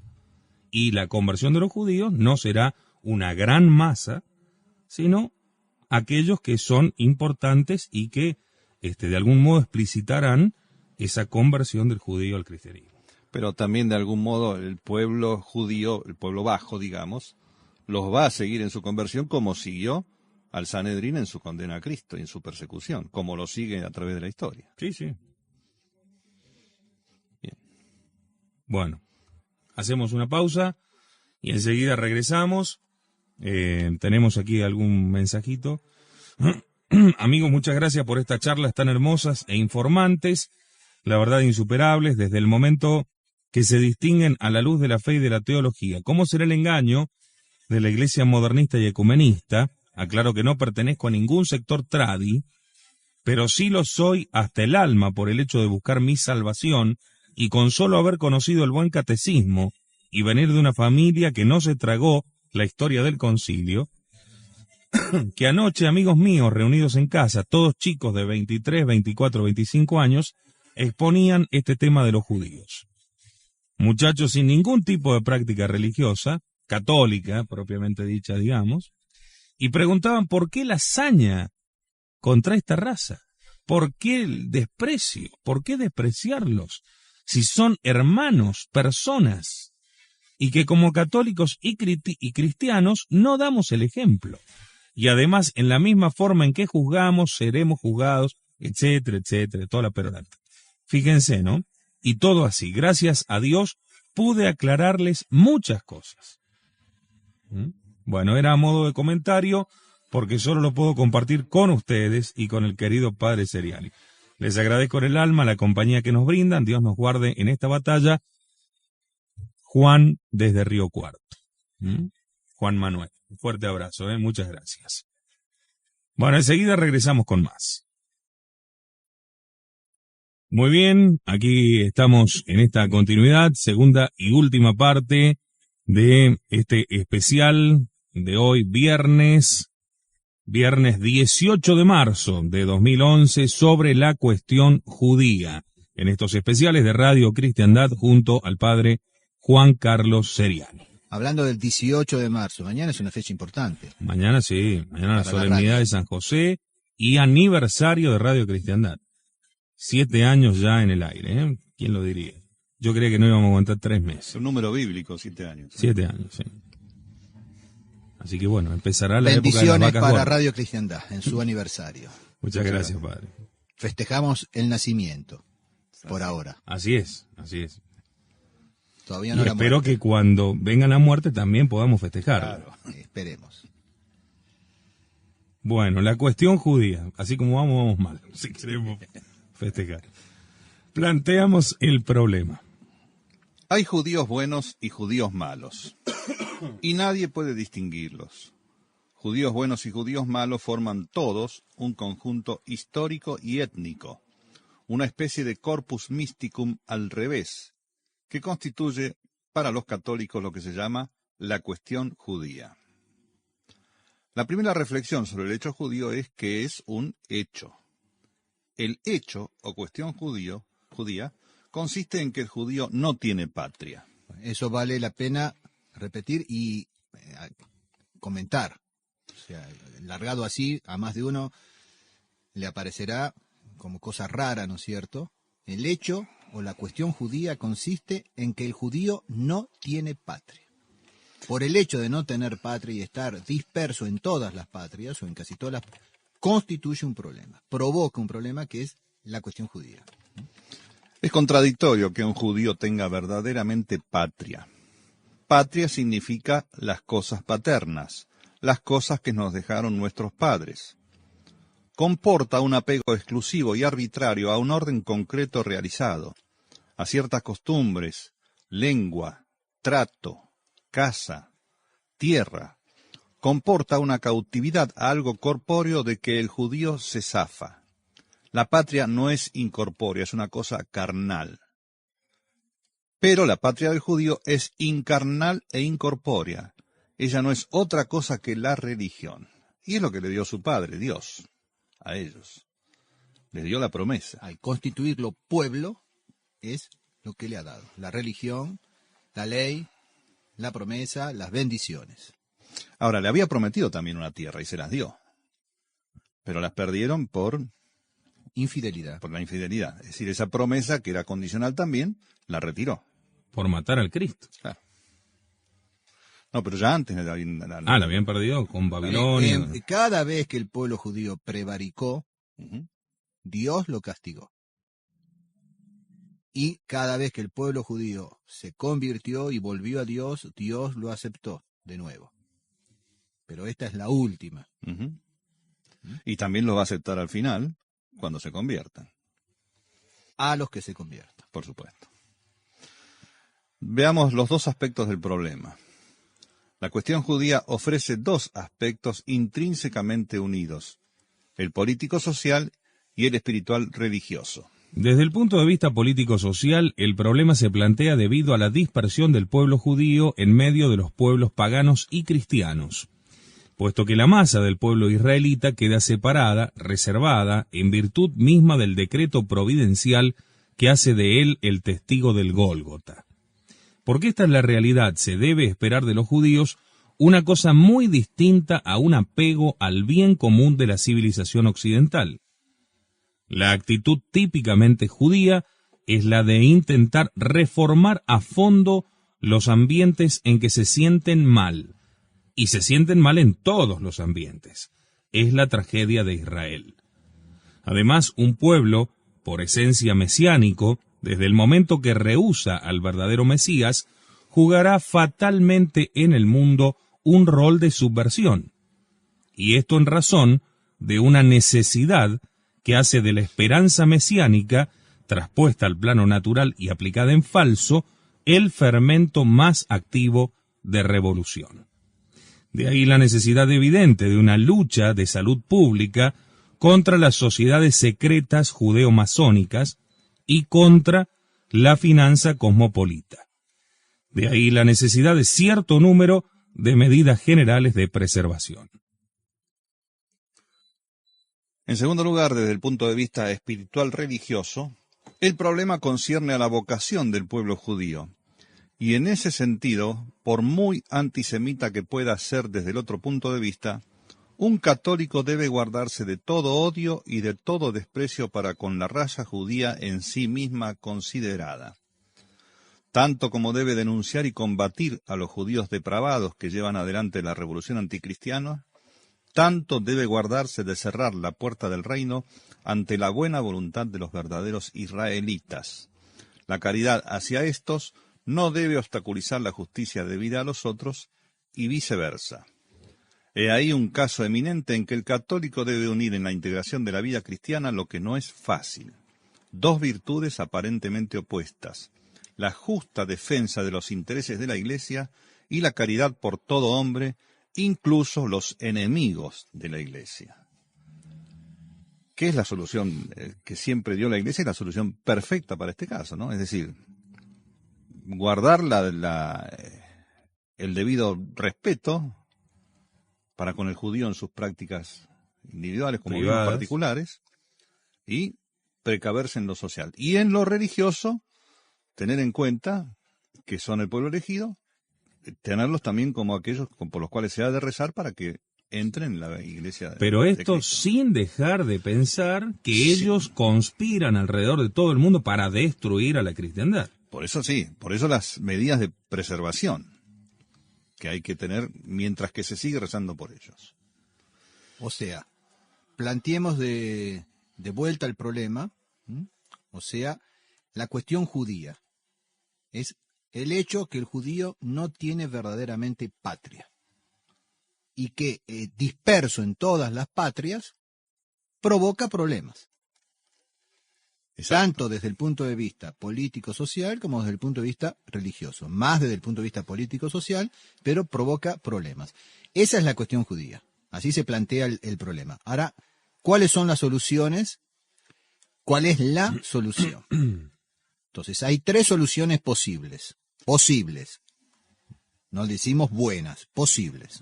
Son tres, y no hay más que tres. Primero, o dominan ellos, o son oprimidos, o, en tercer lugar, su estado social es regulado racional y cristianamente por una legislación especial. Es decir, se dan los dos extremos primero, dominan ellos o son oprimidos. Y la tercera solución es que su estado social sea regulado en forma racional y cristiana por una legislación especial. Para que no sean oprimidos y para que no dominen ellos. Y no hagan daño. Por eso es necesario un estado social regulado. Claro. Las dos primeras soluciones son las más fáciles, naturalmente. Basta dejar hacer, dejar pasar, aplicar la fórmula del gobierno liberal. Un gobierno liberal se diferencia de un gobierno absoluto no en ser menos absoluto, sino en ser menos gobierno. La tercera solución necesita un gobernante. No se hace sola. El antisemitismo es una animalidad. Es en su principio una especie de reflejo instintivo que debe ser superado. Pero el filosemitismo es peor. La solución liberal del llamado problema judío consiste en negar el problema. El liberal cree con tenacidad dogmática en la fraternidad universal y laica, en la fraternidad al margen de la santidad, en la hermandad de todos estos hijos de tantas madres, prescindiendo del Padre Celeste y sin ninguna necesidad del Padre Celeste. Un ejemplo claro de eso, para que entendamos, es lo que hablaba en la famosa entrevista del 2 de febrero último, Monseñor Felé. Esa famosa paz civil, que podría, ¿por qué no darse? Convocar a todas las religiones para que recen para obtener una paz civil. No, esa es la solución liberal. Claro. Y no la puede dar como posible, como aceptable. Si se reúnen para eso, está bien, dijo. No está bien tampoco. Con más razón si se reúnen para hacer un acto religioso. Pero aunque se reuniesen pura y exclusivamente para obtener una paz civil, no. Eso es contra Cristo. Y por lo tanto es desparramar. Y por lo tanto es judaizante. Si somos lógicos y coherentes con todo lo que ya hemos dicho, así es.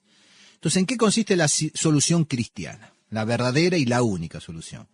La solución integral y perfecta de este problema es sumamente difícil para el cristiano, que debe conciliar la caridad para todos con la necesaria energía en la defensa de su vida y de lo que es más caro que su propia vida.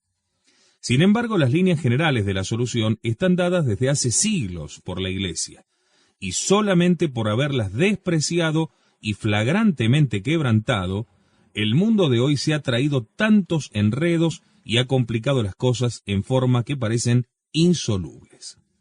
La Iglesia, por una parte, ha mandado que los judíos no tengan esclavos cristianos y que vivan netamente separados de los cristianos.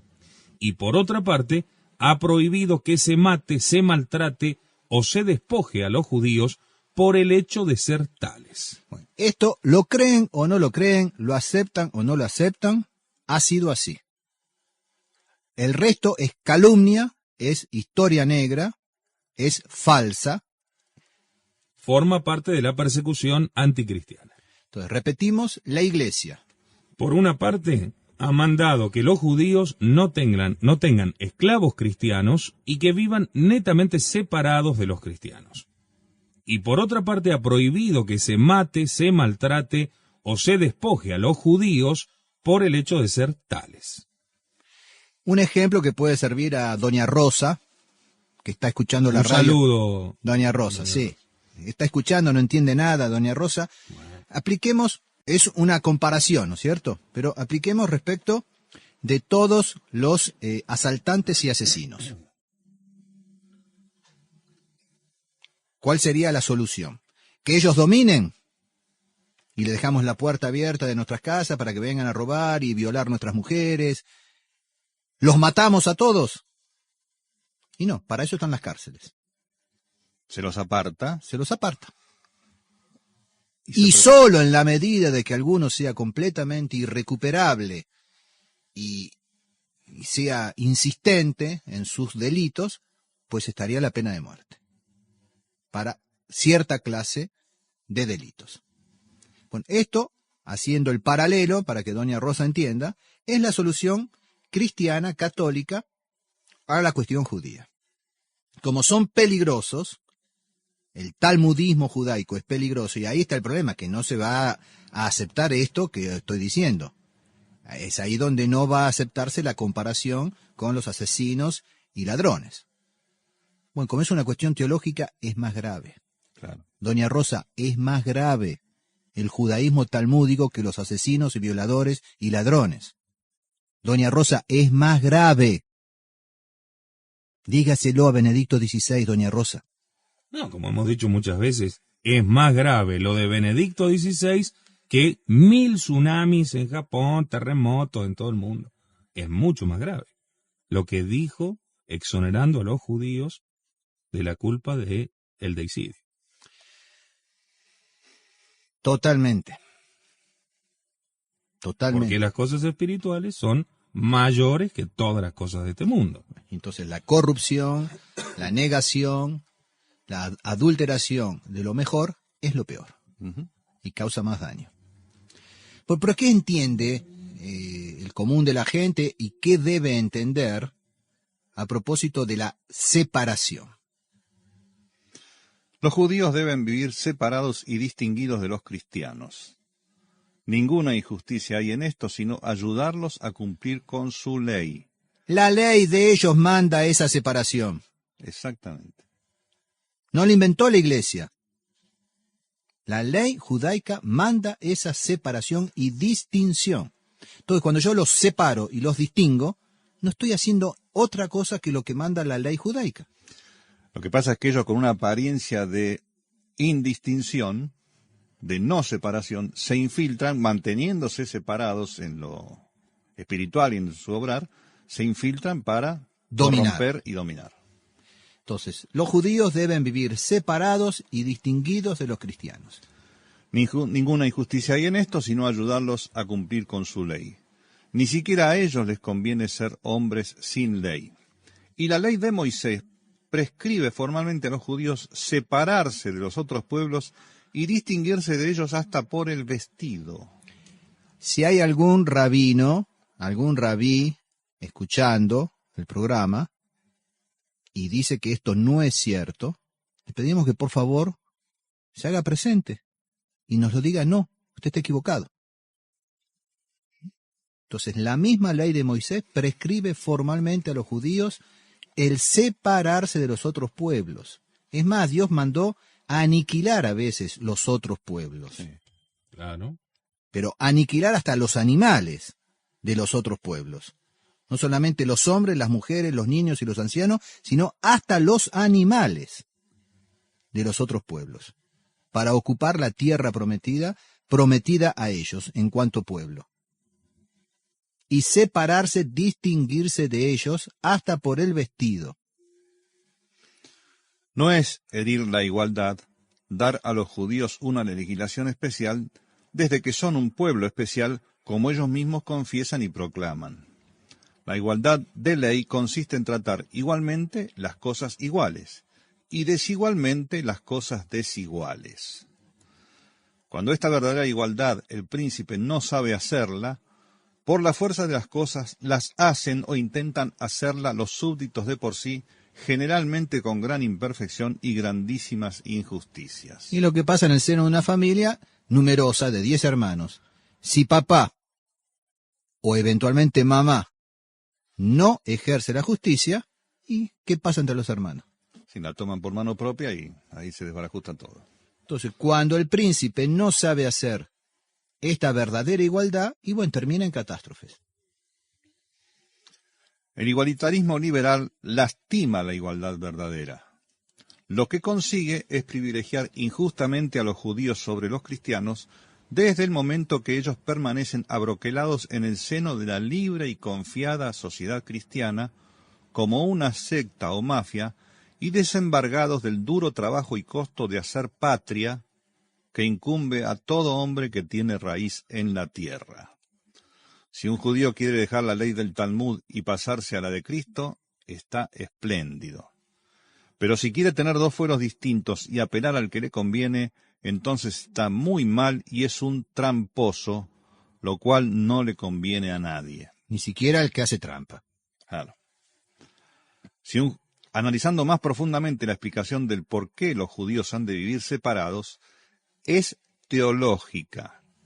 Los santos evangelios han dejado solemnemente consagrada con sus crónicas una profecía de Jesucristo en que amenaza a su pueblo recalcitrante con la destrucción de Jerusalén y su dispersión por todas las naciones hasta el fin del mundo. Hasta el fin del mundo. Ya que está muy cerca. Esta profecía no es más que la concreción asombrosamente detallada de una sorda amenaza que recorre todo el Antiguo Testamento y resuena claramente en el capítulo 9 de la profecía de Daniel, a la cual alude Jesucristo literalmente. Está en el Antiguo Testamento, bien leído e interpretado, sin velos. Pero San Pablo dice que a partir del deicidio, los judíos tienen un velo que les impide comprender las Escrituras. Y por eso nuestro Señor que les insistía, lean a Moisés, él habla de mí. De la misma manera que el Antiguo Testamento, concretamente el profeta Daniel en el capítulo 9, habla de esta amenaza que pendía sobre Israel si no guardaba la fidelidad. Fueron infieles, cae la amenaza. Desde aquellas palabras hasta hoy, el mundo ha presenciado el espectáculo de un pueblo desparramado en medio de los otros pueblos que no consigue ni asimilarse a los otros, ni separarse de ellos para reunirse en una nación distinta. La profecía de la dispersión de los judíos tiene su contraparte en la profecía de su rejunción, precursora del fin del mundo.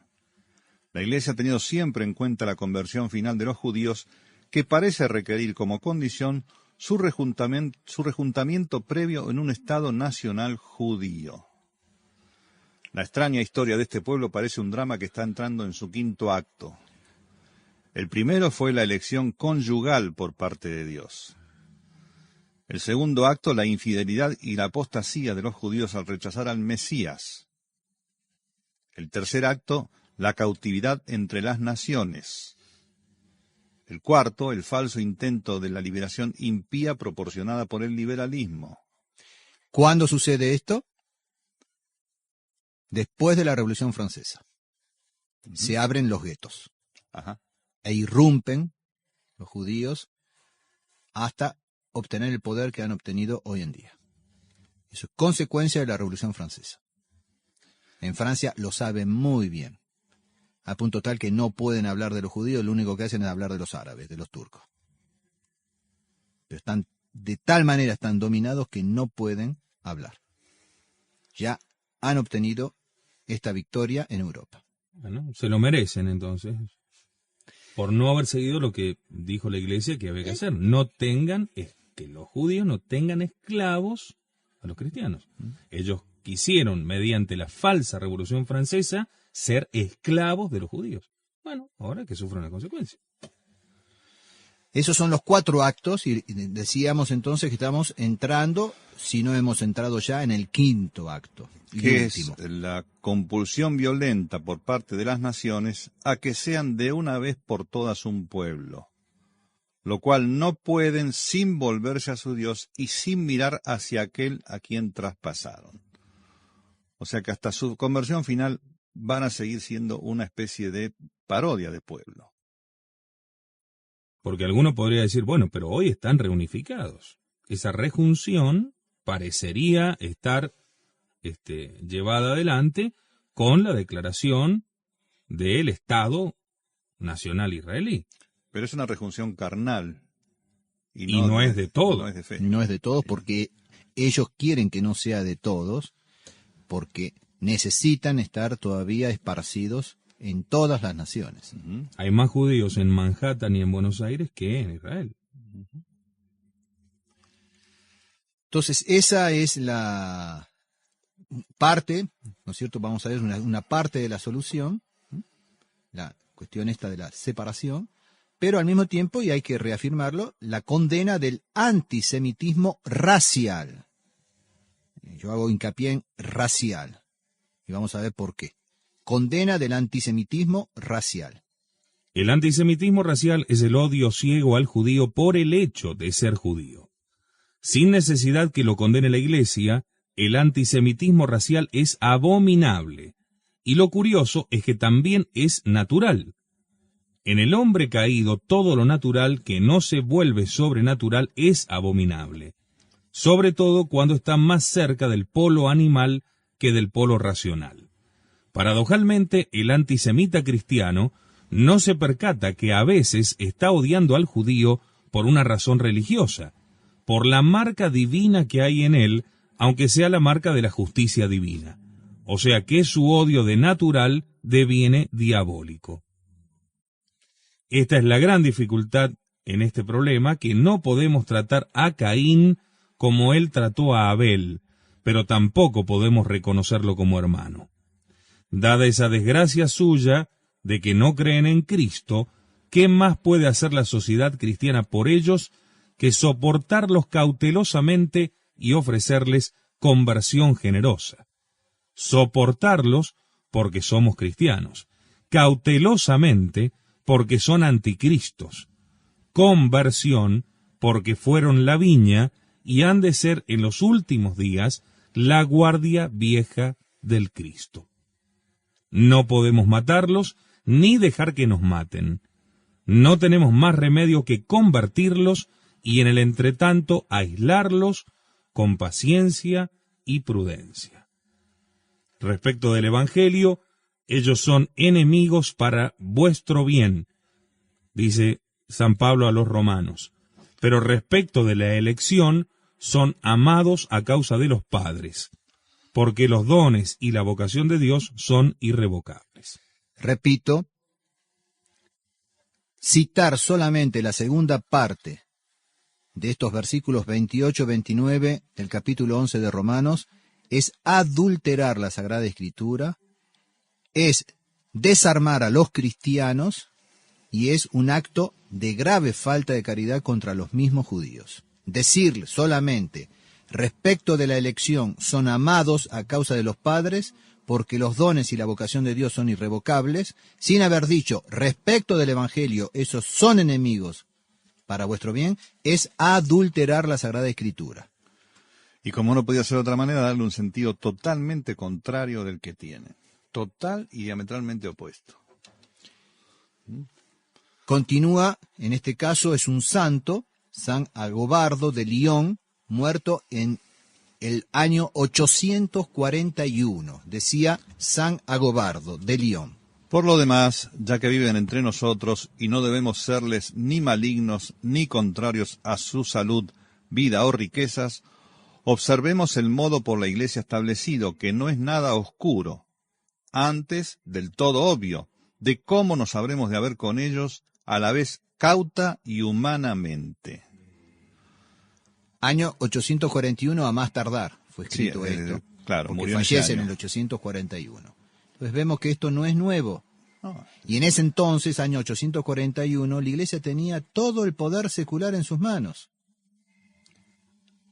y Por lo sin menos en embargo, Europa. claro, Era el apogeo, estaba llegando al apogeo de la cristiandad. Hacía seguía. 41 años que había sido bautizado, coronado en Carlomagno como emperador del Imperio Romano. Y ahí en pleno dominio cristiano de toda la Europa, se habla de tratar a los judíos cauta y humanamente, ni malignos ni contrarios a su salud, vida o riquezas, y agrego yo, también a sus costumbres particulares y a su ley. En la medida que lo practiquen en privado. Exactamente, y que no influyan socialmente. La única solución del problema judío es dar en cada nación a la comunidad judía un estatuto legal propio con que el Estado cristiano salvaguarde sus esencias y la minoría judía defienda del Estado su perfil racial en lo que tiene de propio, de bueno e incluso de excelente.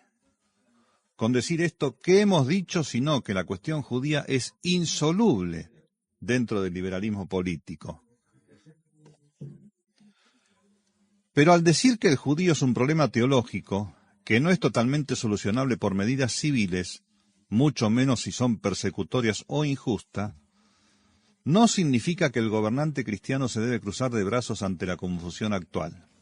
Al contrario, la solución posible fue hallada por la cristiandad. Esencialmente consistía en 3 puntos. El primero, la separación religiosa, social y jurídica. Amigos y hasta parientes en Adán, Abraham y Cristo, pero cada uno en su casa y en su ley. Como dice el refrán, parientes y trastos viejos, pocos y lejos. Entonces, primero es separación religiosa, social y jurídica. Entonces, eso implica Que no se metan con la religión católica, que no tengan puestos de comando, que no denieguen su religión y su raza, y digan claramente que son verdaderos israelitas en obras y palabras. esto hace rato que se terminó. Y está todo dado vuelta en contradicción. No hay separación religiosa, ni social, ni jurídica. Se meten con la religión católica, tienen los puestos de comando y además muchas veces disfrazan su pertenencia religiosa y racial. Son los que han impuesto el nombre artístico. Entonces se esconden su condición de judío no revelando su verdadero apellido y nombre y se ponen nombres y apellidos cristianos o gentiles para disimular su condición de tal. En una palabra, ¿cómo se llama eso? Es un estatuto legal. El estatuto legal. Entonces, segundo punto, Segundo, la prohibición de tener esclavos y discípulos cristianos, ni siquiera con otro nombre. otro nombre de patrón, ¿no? Sí, ni siquiera con otro nombre de De esclavos. esclavos. Sí. Proletarios, accionistas en el caso de los representantes en el comercio, en las sociedades. Rábulas, según el diccionario de la lengua española, quiere decir, una rábula o un rábula es un abogado indocto, charlatán y vocinglero. Un chanta total, diríamos. Pero se fueron todos al Vaticano esto entonces. Están todos ahí, sí. O repórteres, o sea, periodistas famélicos, periodistas muertos de hambre que por una moneda cualquier cosa hacen en los medios de difusión. ¿Qué nombre lleva eso? El corporativismo cristiano. Y tercero, el celo por convertirlos a la fe. Los judíos son peligrosos en la sociedad cristiana, pero una sociedad verdaderamente cristiana jamás necesitó matarlos, ni insultarlos, ni vejarlos, ni temerlos. Su deber es soportarlos, regirlos, darles ejemplo, y si puede, convertirlos. Aunque es históricamente cierto que en general el judío es inasimilable. Y como usted dijo hace un rato, ellos mismos no quieren asimilarse por la ley mosaica. No se quieren contaminar con los gentiles. En resumen, odio irrefrenable a la insensatez y al liberalismo. O sea, el católico, el cristiano, debe odiar de una manera absoluta la insensatez y el liberalismo. Como odia al pecado, o como debe odiar al pecado. Pero al romperse por la reforma la cristiandad europea, las naciones perdieron la solución del problema judío y oscilaron sucesivamente hacia los dos extremos. Por un lado, los protestantes fueron más bien antisemitas. Los reyes protestantes persiguieron a los judíos. Por el otro lado, la Revolución Francesa fue y es filosemita. Los gobernantes liberales les destrancaron los guetos y los introdujeron al interior del Estado Nacional Cristiano, es decir, les permitieron prácticamente tener esclavos cristianos, que son hoy todavía los obreros del agro y de la industria, la masa bestializada, que son verdaderos esclavos del amo judío, esclavos de la peor especie, porque no saben que lo son y porque ni siquiera pueden reaccionar contra el tirano que está muy lejos.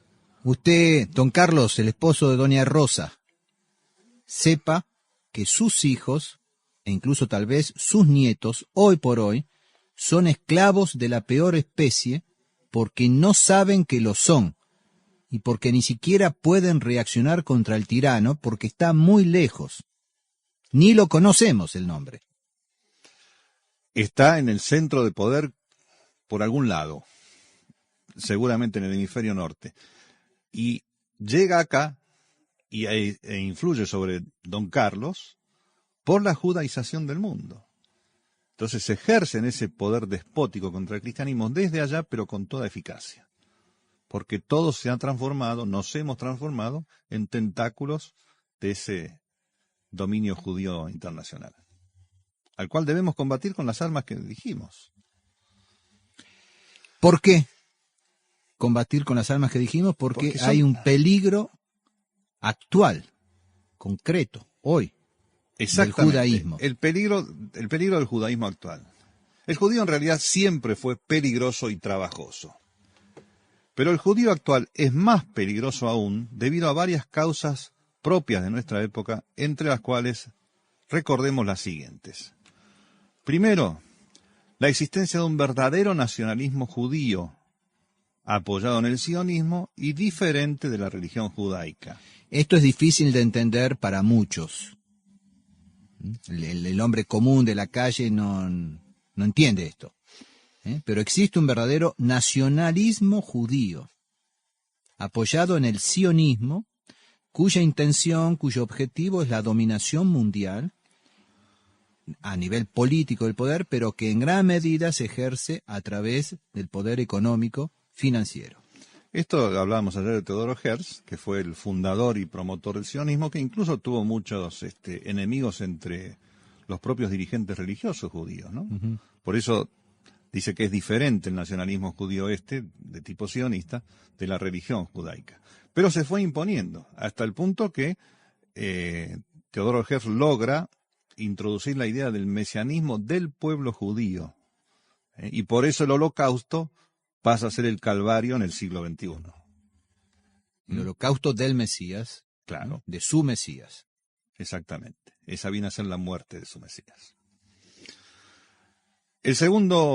La segunda causa propia de nuestra época por la cual el judío actual es más peligroso es el internacionalismo financiero de muchos judíos, que es uno de los principales creadores del actual capitalismo, sumamente temible en sus métodos y en su espíritu satánicamente anticristiano.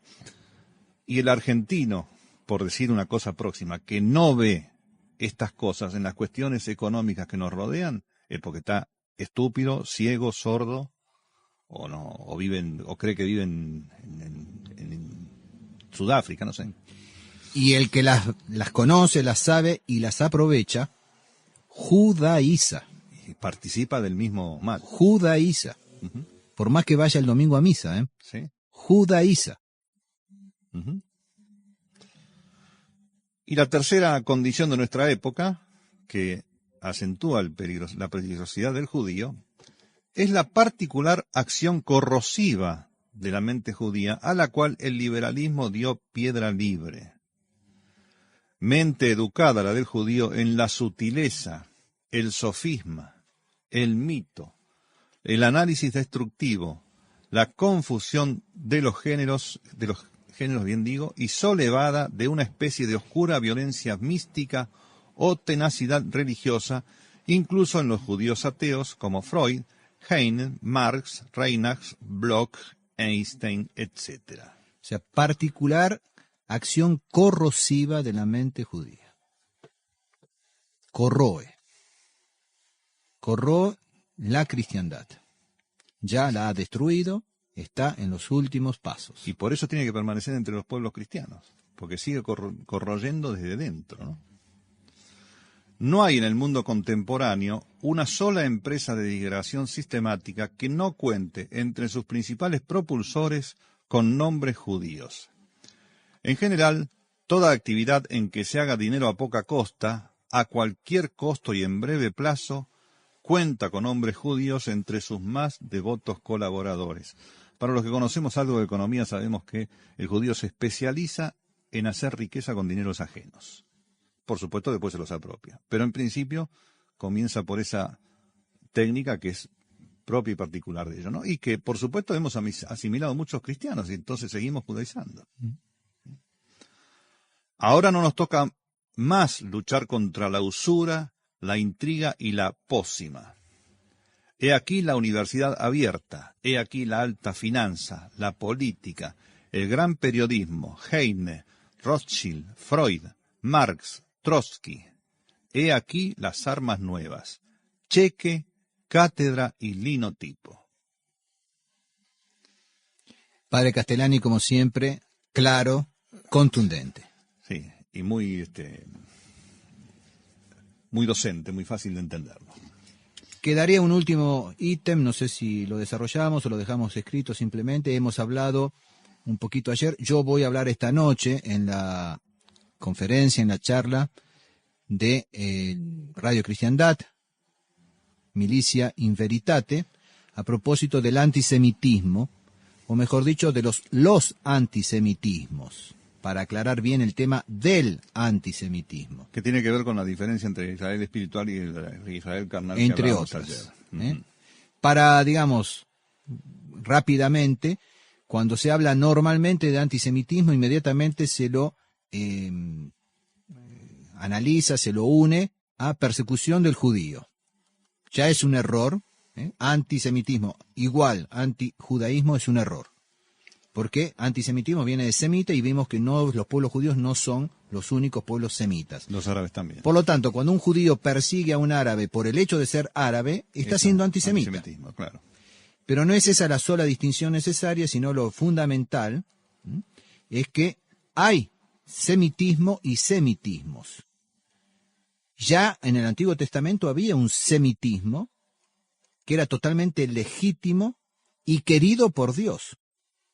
Y oponerse a ese semitismo era un verdadero antisemitismo castigado por Dios. Pero hoy en día a mí me preguntaron una vez, por allá un 1 de julio de 1988, en la que era en aquel entonces, no sé hoy si seguirá siendo o no, Radio Belgrado, le decíamos nosotros, Radio Belgrano, me preguntaron si yo era antisemita. Y le contesté, mire, hay diversas suertes o clases de semitismo. Está el semitismo racial, étnico, el semitismo religioso, el semitismo político, el semitismo económico, el semitismo cultural, el semitismo revolucionario. Entonces, atacar a alguien o perseguir a alguien, discriminar a alguien por el solo hecho de ser de raza hebrea o judío, eso no solamente es anticristiano, sino es antihumano. Pero defenderse del semitismo religioso, del semitismo político, del semitismo económico, del semitismo cultural, revolucionario, etcétera, es legítima defensa. Claro. Es legítima defensa. Todo eso lo voy a desarrollar más esta noche, quedará después también para poner en el blog como en PDF, ¿no? ¿Cómo le llaman ustedes a esto? En el post. En el post, sí. Pero también grabado. Sí, el audio va a estar también. También sí. El audio.